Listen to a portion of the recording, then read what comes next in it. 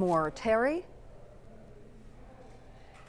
Well, yes, Debbie, this all came to a head late yesterday evening, with the Premier's office issuing a statement late yesterday saying that the Premier had accepted the resignation of Bernard Coffey, basically the right hand to the Premier, the Deputy Minister to the Premier, with the Premier also saying it was simply taking too long for Coffey to make the transition from his life as a private lawyer to public life. He was hoping that process could have been completed by June 30th, but it became clear during weekend conversations between the two that wasn't going to happen. It was my understanding that the transition from private practice to public service would be completed in a reasonable amount of time.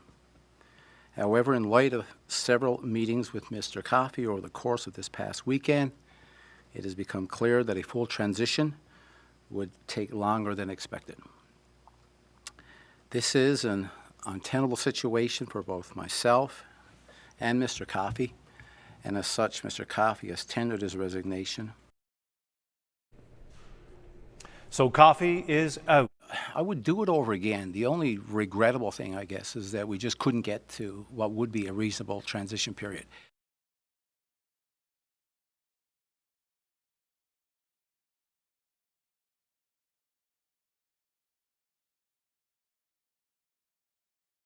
Crown Agency. And also, of course, we had CBC News revealed just today that Coffey had also filed a statement of claim against Western Health on behalf of a Corner Brook doctor. So here you had the clerk of the Executive Council, the right hand to the Premier, the most senior bureaucrat in the province, effectively suing two branches of government. Now, today the Premier admitted he was only learned about the Nalcor lawsuit in the media, but he didn't seem too fazed by it all. I would do it over again. The only regrettable thing, I guess, is that we just couldn't get to what would be a reasonable transition period.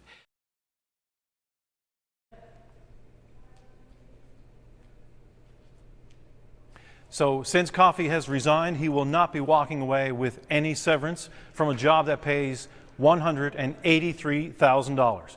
Bern Coffey could not be reached for comment today. Reporting live from the lobby of Confederation Building, I'm Terry Roberts for Here and Now.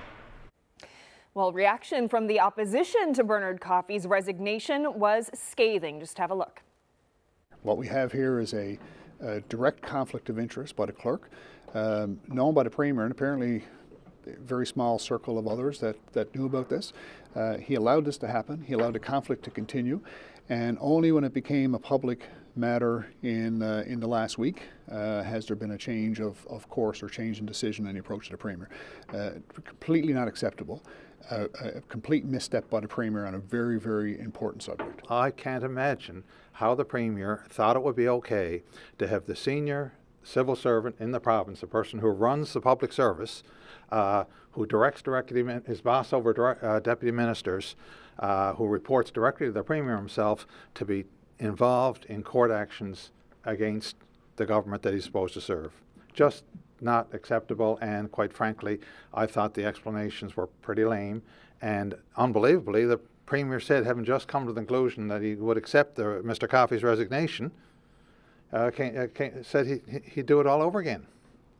So that sounds like really saying, what's unfortunate we got caught here.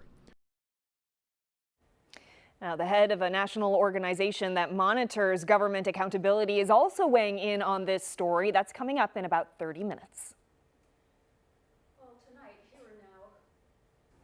Tonight, Here and Now has details on allegations leveled by one police officer against senior managers at the Royal Newfoundland Constabulary. Sergeant Tim Hogan is suing RNC top brass over alleged harassment, bullying, and unfounded investigations against him.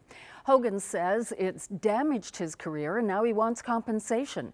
Here and Now's Ariana Kelland has the story. Tim Hogan is a pretty well-known cop. He worked with major crimes and with the drug squad here at the RNC, but he's been off work now for about 2 years. He alleges Superintendents Jason Shepard and Pat Roach, two men who he worked alongside, bullied and harassed him. Hogan went to Chief Bill Janes in 2015. Court documents filed in Supreme Court claim Janes asked Hogan not to file a respectful workplace complaint, but he did anyways. While that complaint was made, Hogan says the cops subjected him to multiple internal and external investigations. He says they even went to the RCMP, alleging Hogan instructed junior officers to change their notes. Hogan says it was all unfounded. Hogan worked alongside Shepherd during the drug investigation dubbed Operation Roadrunner that was the subject of a 2014 CBC documentary. Chief Janes, Shepherd, Roach, and Deputy Chief Ab Singleton are all named in the lawsuit. Hogan says the harassment continued and it had serious impacts on his life, and that the officers knew their actions would cause mental and physical harm to the plaintiff, interfere with his employment, and opportunities for promotion. All officers have been honored with awards and exemplary service bars in the past and have been linked to major investigations. Hogan is seeking general, special, punitive, and exemplary damages, as well as recouping the cost of the court proceedings. Shepherd retired as of yesterday, and Chief Janes is expected to leave sometime in June. Both the RNC and Justice Department are named in the lawsuit, but neither wanted to comment. Ariana Kelland, CBC News, St. John's. Well, 2 men have been arrested and a quantity of cocaine was seized following a drug bust in the west end of St. John's over the weekend. Here Now's Ryan Cook has more. Neighbors say this sleepy street is home to 2 daycares and a playground. On Saturday, it was home to a drug bust, but it was no run-of-the-mill drug bust. After a traffic stop on Friday night, 2 men were arrested and cocaine and cash were seized. As a result, this home was raided on Saturday. Police in hazmat suits were accompanied by the fire department with paramedics on standby. Both entrances to the street were closed off. Officers knocked on doors and told residents to remain inside. They then suited up and went inside the home where more cocaine was seized. Police say they are taking new precautions now. The Northeast Avalon has been home to at least 16 overdoses in the last 3 weeks, with 2 reported deaths. The fear is fentanyl, a deadly opiate reported to be 100 times stronger than morphine. For police, that could mean hazmat suits are the new normal. For Here and Now in St. John's, I'm Brian Cook. A jury has been selected for a murder trial in Grand Falls, Windsor. Pamela Pike is charged with the first-degree murder of Jason Skinner. Here Now's Chris Ensing has more.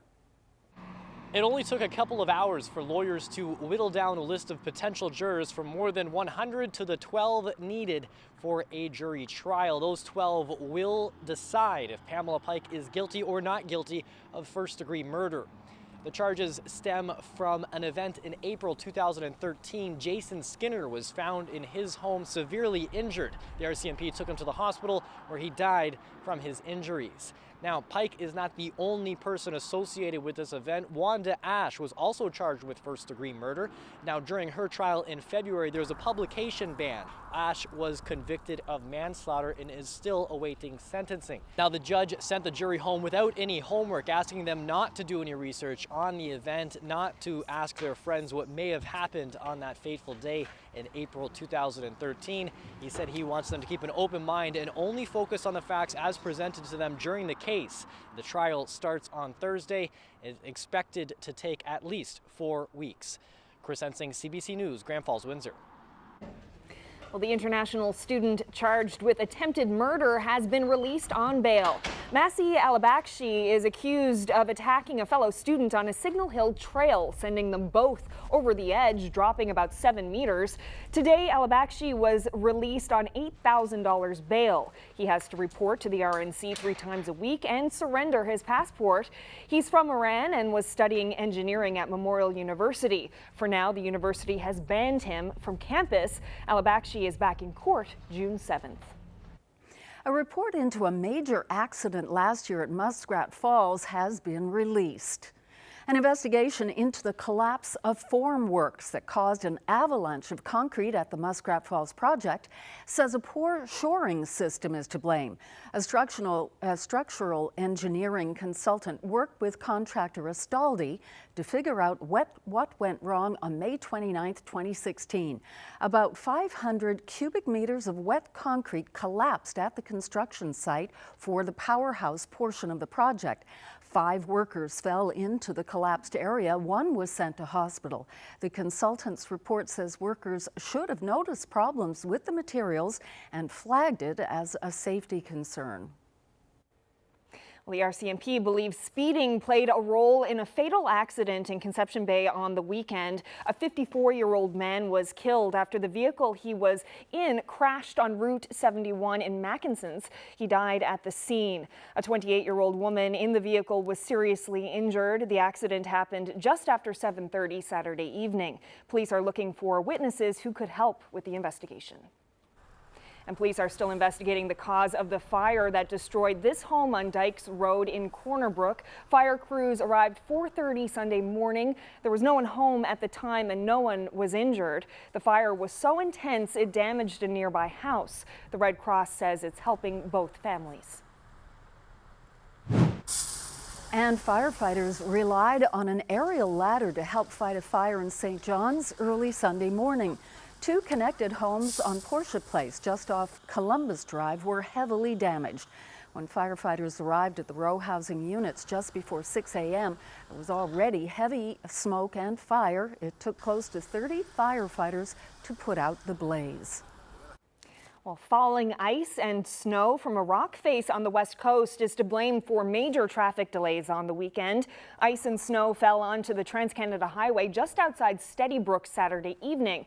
RCMP closed the road for hours, and as a result, some people were stuck in their vehicles until 2 a.m. Sunday morning. Crews spent the weekend removing a lot of snow and ice from the area. Tonight, 1 lane of the highway is still closed to traffic. Transportation and Works says spring conditions caused the ice to fall from the rock face.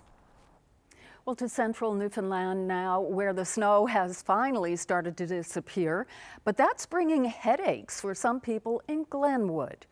Here's where all that snow went. It turned into water and is flooding the Gander River. While this looks scary, no one is reporting inside damage. The water line has risen substantially in the last 3 days, but longtime homeowner Roland Vivian isn't worried.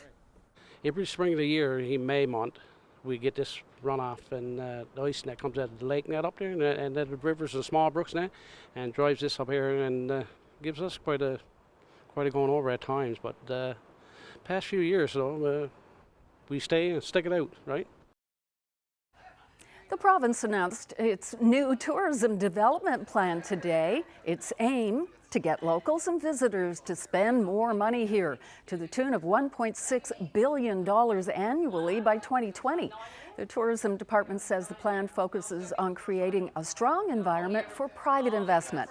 But the tourism minister says he knows there are obstacles to overcome. Certainly some areas of the province, there's been such a growth in the tourism industry that during the peak seasons there are demands placed on the accommodations that currently exist. So it does reduce the availability of rooms. We're certainly working with the current operators to find ways to extend their seasons, encouraging people to come in May and June and into September and October.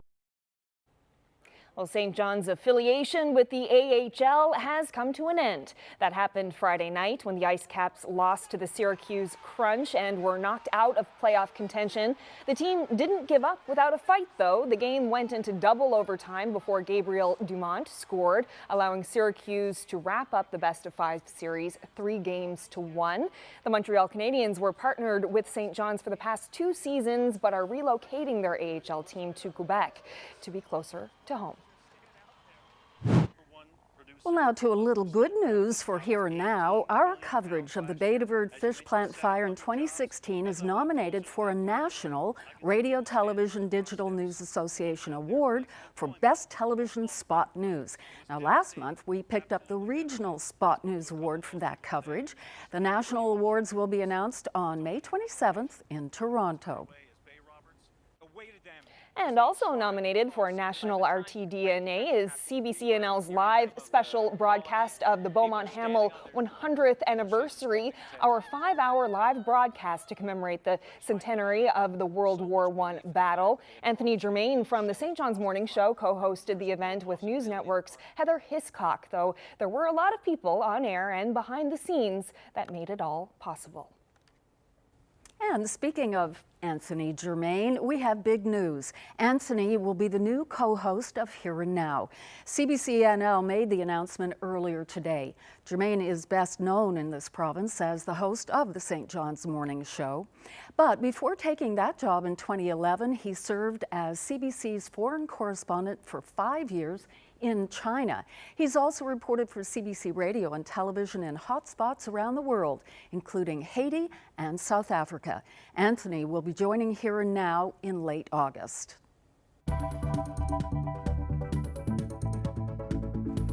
A final decision is in on the future of an historic property in St. John's. After the break, we'll tell you whether Richmond Cottage will remain standing.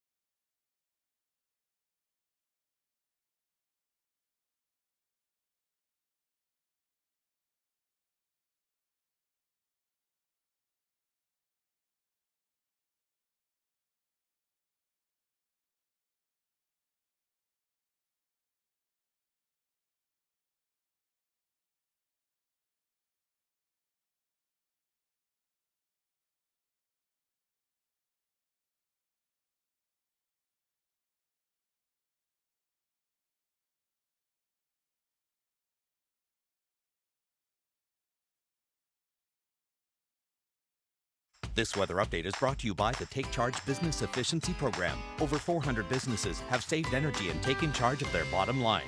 Find out how you can too.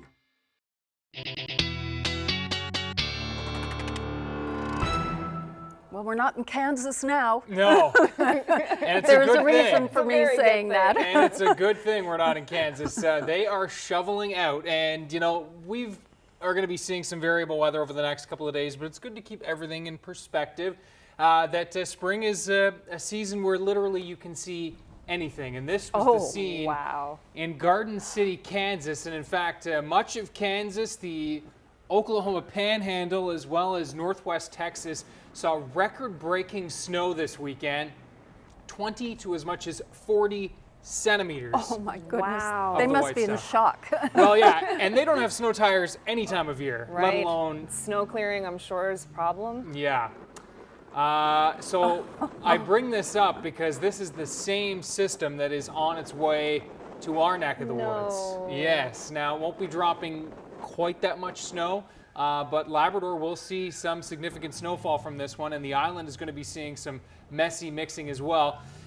You can feel bad for them, but that said, their 7-day looks a little warmer than ours, so the snow won't be hanging around for too long there. In fact, how about Wichita? Already 19 degrees in Kansas there this afternoon, so the snow is already melting and will be melting in a hurry over the next few days. But how about that system for sure? Snow on one side, damaging and destructive tornadoes on the other side of the system through Arkansas, also the eastern side of Texas up into Tennessee. Just a severe storm that rolled through that neck of the woods over the last 24 hours. And as we take a look at the system, there it is, pulling northward into the Great Lakes with some very heavy rainfall for those folks, now rolling into Montreal and the Maritimes. And next up, Newfoundland and Labrador. And we had a beautiful day today in terms of the sunshine, a little on the cool side, but that system is rolling in, and we have our special weather statements in effect for most of the island. Where we don't have special weather statements is where we have rainfall warnings, and we're looking at rainfall amounts in the 15 to 30 millimeter range from Corner Brook to Bay St. George down towards the Burgeo-Ramea region. This is where we are expecting the rainfall to be heaviest. Amounts will drop off as you work your way to the north and east. We also have wind warnings in effect. Wreck House will gust upwards of 120. Exposed areas of the west coast will gust as strong as 100 kilometers per hour. And that is as the system rolls in slowly but surely through the day. On Tuesday, the winds will ramp up in Wreck House first, and then into the afternoon and evening hours for the rest of the west coast. And again, it is a quiet start to tomorrow. Note through the afternoon, it's going to be that messy mix of some wet snow, ice pellets, some freezing rain, eventually over to rain as that warm front slowly but surely works in through Tuesday night into Wednesday morning. But that Tuesday night time period is, of course, when temperatures will be coolest, and that's when we're talking about the potential for some icing for most of Newfoundland, including St. John's, and that will linger into Wednesday morning for the commute. Could be a little on the icy side for most of us before the warm front finally lifts northward and allows that warmer air and the temperatures to rise. Through all this time, Labrador looking at that accumulating snowfall, and we are talking about upwards of 10 to 20 centimeters or more, especially for the southeast and up the coast. We'll talk about that coming up in your long-range forecast in more detail. There are your overnight lows tonight, starting Tuesday morning at 6 a.m. Generally in the -4 to -7 range across the island, -8 to -10 for most of Labrador. Your 7 to 7 starting near -4 in St. John's, +4 into the afternoon. Winds will be light, so if you're right along the coast, it's going to be a sea breeze tomorrow, and then into the afternoon, it's that freezing rain. For the evening, it is that freezing rain and rain mixing with temperatures around the freezing mark. So a beautiful, bright start, a little cool, and then note the clouds that thicken up. The Burin Peninsula will see some wet flakes into the afternoon. The rest of the Avalon waits till tomorrow evening to get into that messy mix. For central parts of Newfoundland, again, building clouds into the afternoon. 5 degrees on the plus side to as cool as 1 to 3 for that north coast. And again, some wet snow mixed with ice pellets for Harbor Breton by the end of the day. Note the messy mix that rolls into Port aux Basques and the southwest coast through the day tomorrow. Southeasterlies generally gusting 70, but upwards of 100 along parts of the coast. It's that messy mix up into the Corner Brook, Grossmoorn region, Humber Valley, likely some showers mixed with some wet flurries by the end of the day. And then it's the freezing rain changeover for tomorrow evening. For the northern peninsula, southeastern Labrador, quiet, but again, looking at that messy mix arriving in the evening. And Lab West into the snow by the end of the day for tomorrow, upwards of 5 centimeters. It's increasing clouds and flurries for Churchill Falls. As your forecast, long-range details are still ahead, Debbie. Thanks, Ryan. Well, time is up for Richmond Cottage in St. John's. This heritage home in the city's west end was built in 1848, and it will probably be demolished this year. Last year, the owner wanted to destroy the house, saying it was too expensive to save.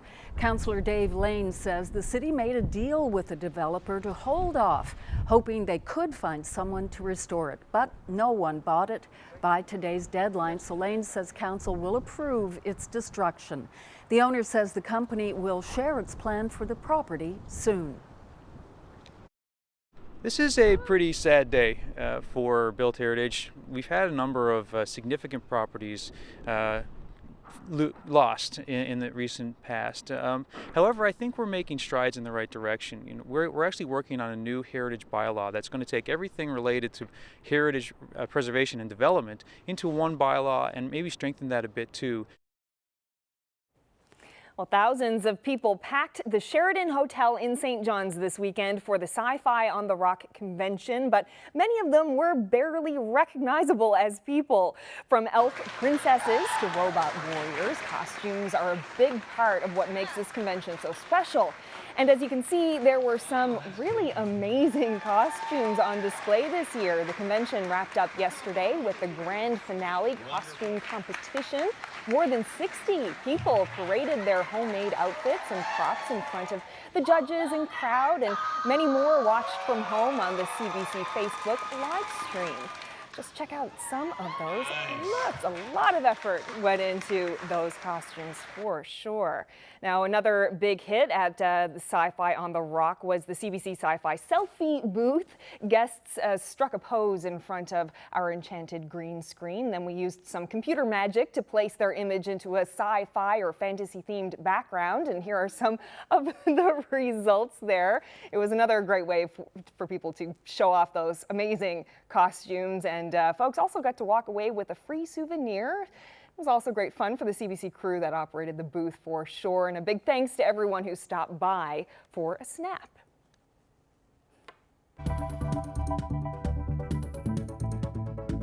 After the break, we go back to this morning's news conference with Premier Ball to hear what he said to reporters about the resignation of the province's top civil servant, Coffey.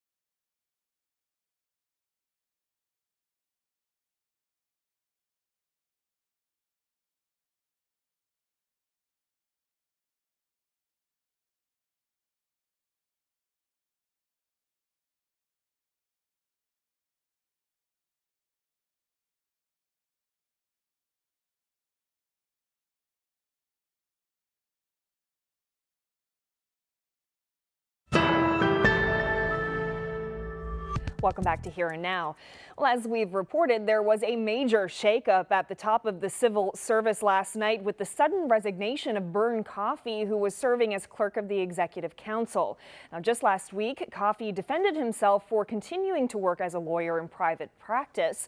While in that top public service job, he filed suits on behalf of clients against arms of government. Now, the opposition says this showed a lack of judgment by the Premier. Here's more of Dwight Ball's conversation with reporters today. Well, I think any time you get someone that's transitioning into private life, from private life into public life, I think any of us that's been in those situations realize that there's a transition period. You just do not, overnight, if you're an active and a busy lawyer, move from a busy practice into public life without a transition period. I think that's common for all of us. It's certainly common within politicians. It's common within the public sector. And so there's a reasonable transition time that normally occurs. And in this particular case, this was taking much longer than we had thought and wanted, and so therefore the decision was made by Mr. Coffey to resign. What would have been reasonable? From a time frame perspective, with the discussion that we had over the weekend, I wanted this concluded by June the 30th of this year. And when you think about blind trust and so on, there's a time frame that's established. But for me, June 30th is something that I was hoping that we would be able to work towards. But given the discussions that we had over the weekend, this would have taken much longer than that. So the decision was made to resign. Just to be clear, you were fine with him suing Nalcor and Western Health on behalf of clients, entities of the government, while he was clerk of the Executive Council, as long as those matters were wrapped up by the end of June? Well, two things, James, and when you think of it, when you look at that question, is number one, when you're the clerk, the decisions around employment contracts with physicians or whoever they will be within an authority would never reach, a cabinet table, would never reach, cabinet secretariat as an example. But there were conflict walls that were established to prevent this information from getting to the clerk in this particular case. And the other thing is that no new matters, no new clients. So this was a way to get out of is private practice. Are there any other actions besides Western Health and Nalcor that Mr. Coffey is involved in against the government? That's the only ones that I know right now that would be active. What about entities that There were seven. There were seven that he had made a commitment to that he would continue to represent the clients. That list has shrunk, and so that list is smaller today. But some of those cases would take longer than we anticipated. Yeah, regardless of these conflict walls, I mean, okay, you feel that this addressed the issue of conflict of interest, but if you're going to put walls around your clerk of the Executive Council, doesn't that limit the effectiveness of your clerk? There's, it's a good question, but I mean, when you look at the type of individuals that they were looking for, given the situation that we're currently in with government, you need good people, and there's a time frame that anyone, you could be premier, come into this job, and there's a timeline to actually transition into private life, into public life. Premier, if he was committed to getting rid of those files, he actually filed the Western Health lawsuit the same day he took on the job here. I don't understand that. Well, Rob, that's a good question because, we chatted about that too. And there's a process along the way when you represent a client, when you ask to represent a client, that certain things would have to be done within a prescribed timeline. And one of the things that was done was file a statement of claim. And it was Mr. Coffey, if he could have, this is one file that obviously he would want to get rid of. And over a transition period, but it didn't happen. I mean, there are people who are wondering why you would even take on the risk of a potential conflict of interest such as this. Would you do it over? Well, absolutely. I would do it over again. The only regrettable thing, I guess, is that we just couldn't get to what would be a reasonable transition period. And after the break, we'll get some perspective on the controversy involving Coffey. Democracy Watch will weigh in.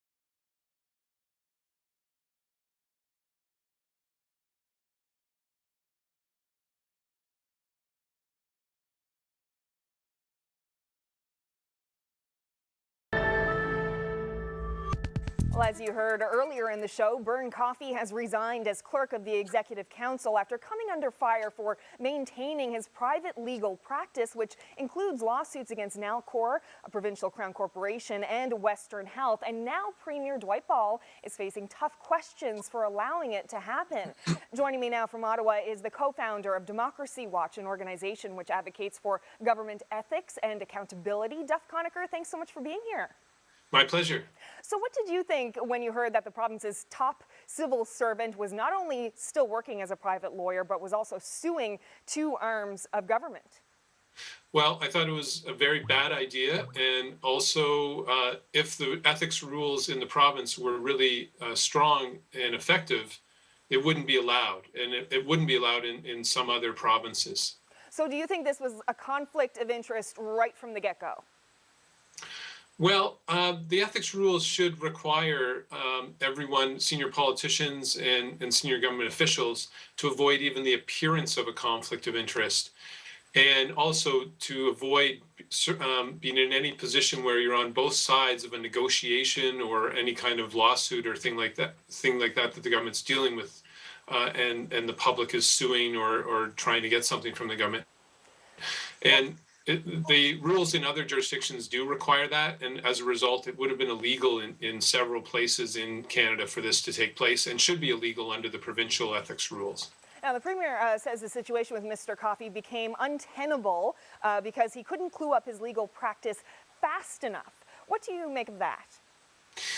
Well, this transition period that the Premier was giving to Mr. Coffey also is very questionable. Really, again, his whole position of having being a private lawyer while being in a senior government position would not be legal in several other parts of Canada, other provinces, and at the federal level. So I just think it was a bad idea to say to him, you can have a transition period at all, and it was a very bad judgment and decision by the Premier to allow that. So you don't think any transition time whatsoever? So Mr. Coffey should have, I guess, dropped his clients as soon as he took that job? He should have, if, again, the ethics law in Newfoundland and Labrador was actually effective. It isn't. It only requires politicians to avoid very specific conflicts of interest that they or their family might be involved in. And the standard instead should be that you have to avoid even the appearance of a conflict of interest. That's the effective standard. So while it is legal for him to do what he did under Newfoundland law, it should be illegal and it is unethical.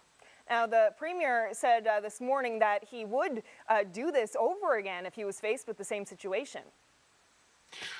Again, a bad judgment. You know, the best practice standard is in British Columbia, where the appearance of a conflict of interest is not allowed by the Premier, the cabinet ministers, and senior government officials.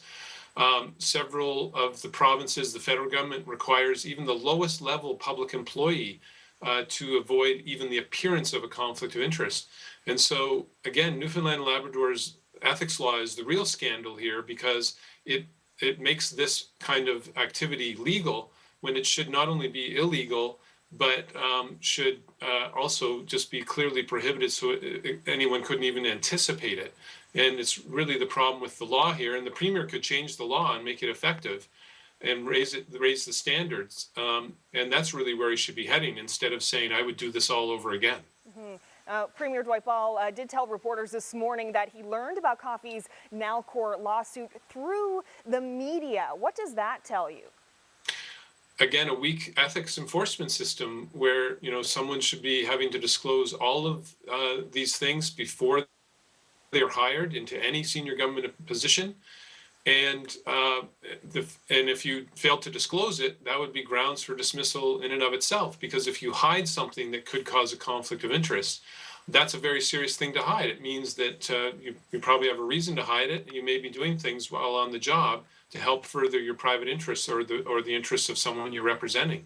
So all of this points to a system that's really a scandal in Newfoundland and Labrador, and the Premier should be responding by saying, we let this happen, we never should have, and the rules must be changed and the whole enforcement system changed to ensure it never happens again. But instead, he's taking the low road, the low unethical road, instead of the high ethical road. Sounds like there could be a bigger problem at play here. Duff Conacher, thank you so much for joining us. My pleasure. The weather update is brought to you by Belltone Hearing Service St. John's, helping the world hear better.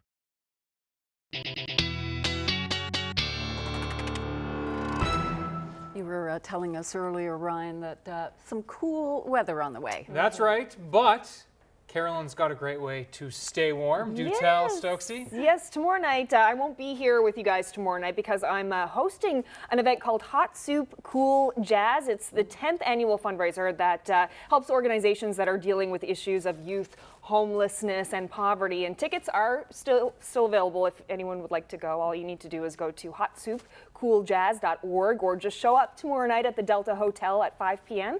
and get your tickets at the door. We'd like to go. Yeah. A bit of a conflict there, isn't it? Music, the timing and is bad. Can you bring some back for us? Maybe. Yeah. Like 10 different kinds of soup you'll be able to Nice. sample. So great. it sounds like a fun event. We'll hear all about it on Wednesday. Yeah, best of luck with that. And we are talking about some cooler weather, and that's why we have the special weather statements in effect. Tomorrow itself won't be too bad across the island.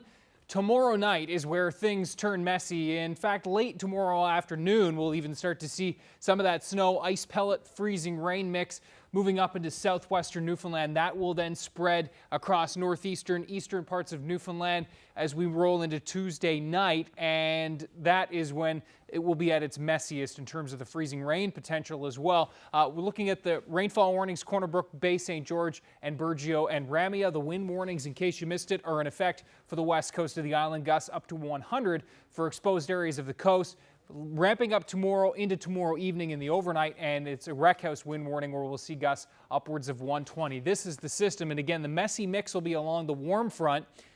Once that lifts to the north, the warmer air will come into Newfoundland and will really start to warm things up. Talking about double digits on the menu for Wednesday, but we got to get through the messy mix first. For Labrador, this is going to be almost all snow and some significant snow at that. And here's how it all plays out. Again, Tuesday morning, note the clouds thicken up. There's that messy mix into the afternoon for southwestern parts of Newfoundland.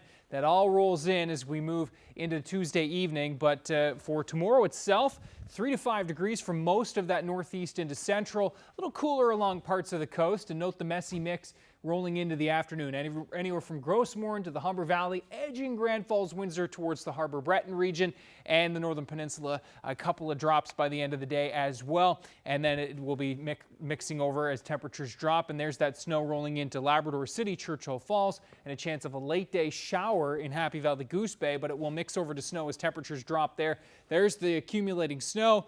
Note by Wednesday morning, the freezing rain still hanging on for St. John's into central back towards Corner Brook. We're talking about 4 to as much as 8, 9, 10 hours of freezing rain here before that warm air finally pushes in. And so some significant icing possible for many parts of the island. We'll keep an eye on things tomorrow. Could see some freezing rain warnings issued by the end of the day tomorrow, but still a little bit of uncertainty with the timing of this one.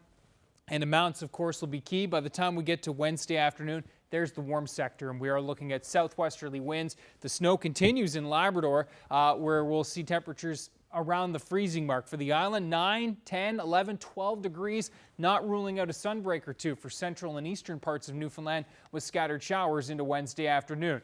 The system will then start to wander eastward. Thursday, the snow will start to taper off to some flurries in Labrador. That cold front will start to slide across the island. So cooler temperatures with just 5 degrees for the west, but still double digits for central and east with some double-digit potentials. And there is your snow to flurry chances for Labrador. And again, looking at upwards of 10 to 20 centimeters, maybe even a little bit more. Places like Happy Valley, Goose Bay, Cartwright, and up the coast. And so we will be keeping you posted. There's your 7-day trend. And the good news is a little bit of sunshine in the mix after the system departs later in the week. And for Labrador, there's your forecast, some clearing out late week for you as well. It's time now to shine the spotlight on one of our young athletes. This is Noah Malone from Logie Bay. 9-year-old Noah plays defense for the Northeast Eagles Atom Warriors. Way to go, Noah. You're today's Young Athlete of the Day.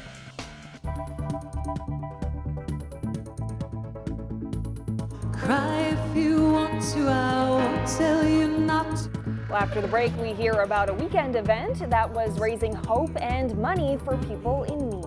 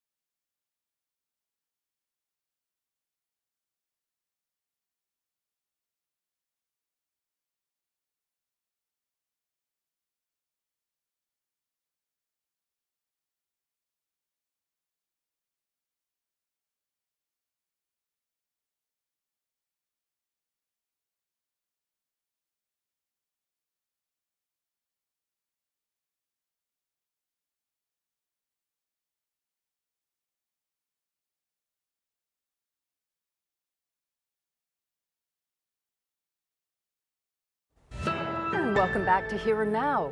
The province's arts communities celebrated their own over the weekend in the rooms in St. John's. Now here are some of the award winners. Visual artist and storyteller Catherine Wright was given the Memorial University Arts in Education Award.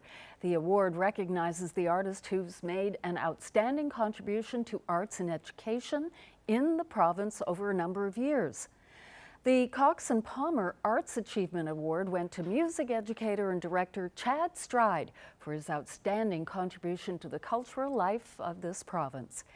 Eastern Owl, a First Nations women's drum group based in St. John's, took home the CBC Emerging Artist Award. And the BMO Bank of Montreal Artist of the Year Award went to Opera on the Avalon. Congratulations to everyone. Well, hope was in the air Saturday night at the 13th annual gala dinner and auction for the Rotary Club of St. John's Northwest. The event was a fundraiser for Salvation Army's Center of Hope, as well as Hope Air. Now, that's a charity that arranges free flights for financially disadvantaged Canadians to get the health care they need. Anthony Germain hosted the gala. Cry if you want to, I won't tell you not to, I won't try to cheer you up. I'll just be here if you want me. I mean, it's kind of overstimulating, the music and all the lights and color, and people look amazing. I kind of feel like I'm in New York or something. It's really an extraordinary event.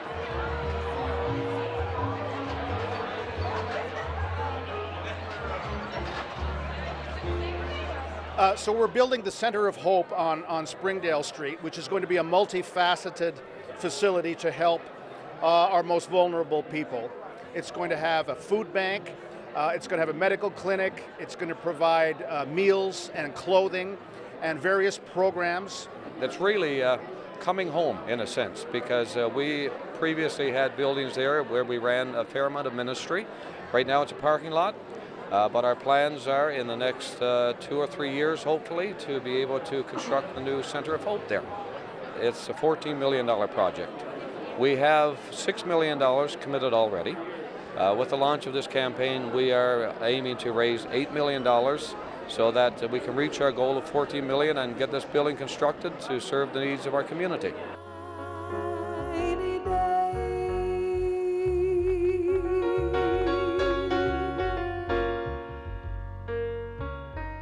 Newfoundlanders and Labradorians are not just noted for their friendliness, but for their generosity as well. Generosity of time, talent, financial aid, and most importantly, compassion. A compassion that always strives to see the best in others. You know, Newfoundland and Labrador has had a remarkable decade of growth and prosperity. And right now, we're going into some tough times. I think we all know that. And so to have a facility like this, I think is really going to be a pivotal thing in the lives of a great many people.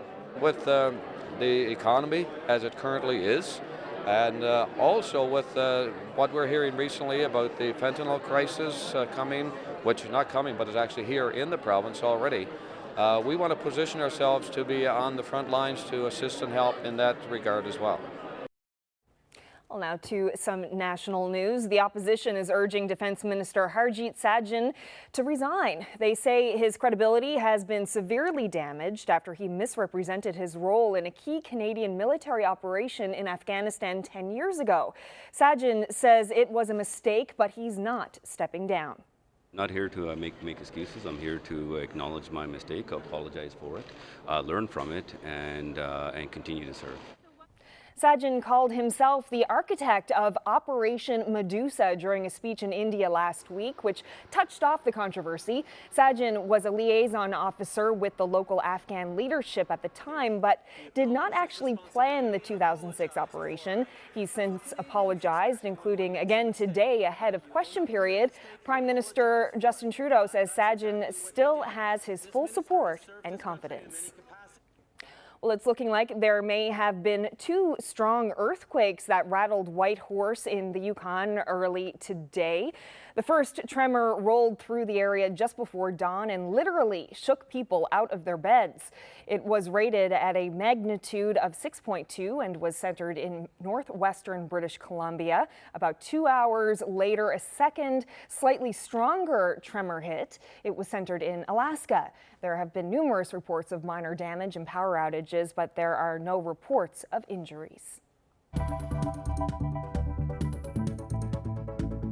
3, 2, 1, 0. Liftoff. SpaceX launched the company's first spy satellite this morning. It is a first for the private company, giving SpaceX a chance at the big U.S. national security money that's up for grabs. And like other Falcon 9 rocket launches, there's that cool moment when the rocket blasts off and then touches down back on the launch pad.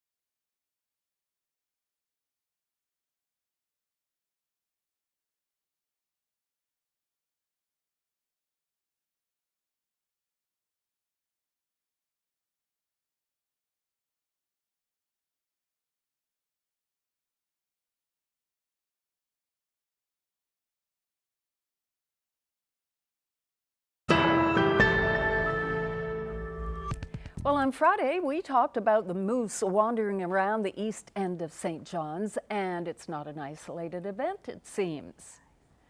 This is who greeted Noel Hand of Paradise when he pulled into his driveway just after 8:30 this morning.